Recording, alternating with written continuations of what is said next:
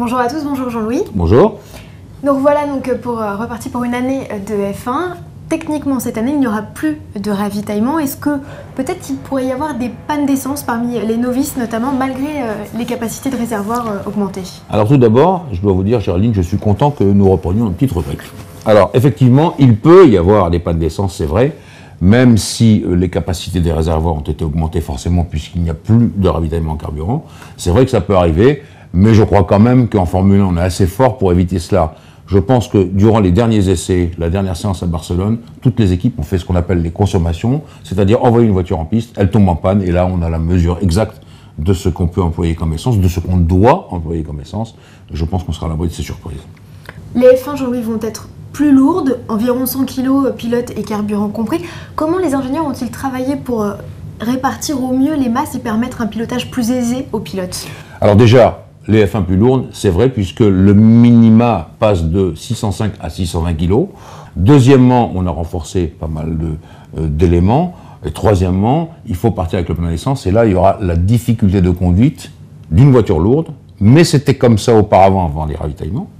Et il y aura aussi la difficulté de stratégie entre les pneus tendres et les pneus durs. Car vous imaginez que si on part avec, vous dites 100 kg, moi je dirais 150 kg d'essence à peu près au total pour démarrer, et des pneus tendres, ça va créer certainement des problèmes.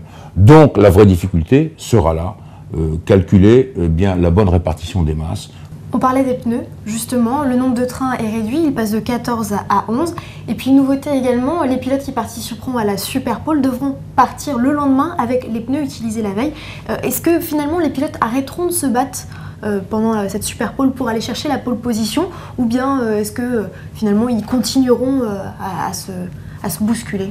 Eh bien je crois que les pilotes se battront quand même pour la Super Pole jusqu'au dernier moment, parce que ce sont des pilotes et qu'ils sont là pour ça, mais il faudra éviter en priorité le plat sur les pneus. Vous savez qu'un plat sur les pneus, ça engendre des vibrations, ça peut casser les suspensions. Et donc la loi est que vous partez avec le train de pneus, celui-là même, avec lequel vous êtes qualifié. Ça, c'est la première chose. Vous m'avez parlé de 11 trains de pneus. Oui, économie, c'est la crise. Et j'ajouterais qu'il va falloir également passer entre les gouttes parce qu'il y a une réglementation spéciale pour les pneus pluie aussi. Donc tout ça se resserre, et je crois que le resserrement général de toutes ces structures, eh bien, c'est le resserrement général des performances aussi. On parle de pneus plus fins à l'avant pour les monoplaces. C'est à quoi ça va servir? Alors, il faut dire qu'avec le KERS de 2009, les monoplaces avaient tendance à être très survireuses à cause du poids à l'arrière. Donc on a voulu les rendre plus sous-vireuses, et on a réduit la bande de roulement entre 1 cm et 1,5 cm, ce qui est énorme, et du coup bien, on va vers un sous-virage important. C'est d'ailleurs ce qui a un peu gêné Michael Schumacher dans les premiers essais avec la Mercedes. Elle sous-virait énormément, et c'est pas son style de conduite, pour donner un exemple.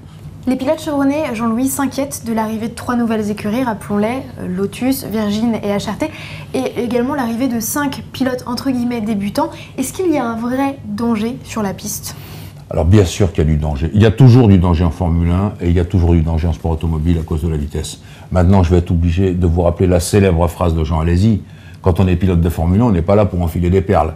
Eh bien, il y a des débutants sur la piste, on fait attention aux débutants. On a quand même des pilotes qui ont conduit dans des disciplines comme le GP2, donc des garçons qui savent à peu près manier le volant. Donc, attention, on est là, en Formule 1, eh bien, les grands pilotes éviteront les pilotes moins bons. Voilà, c'est tout, c'est la loi.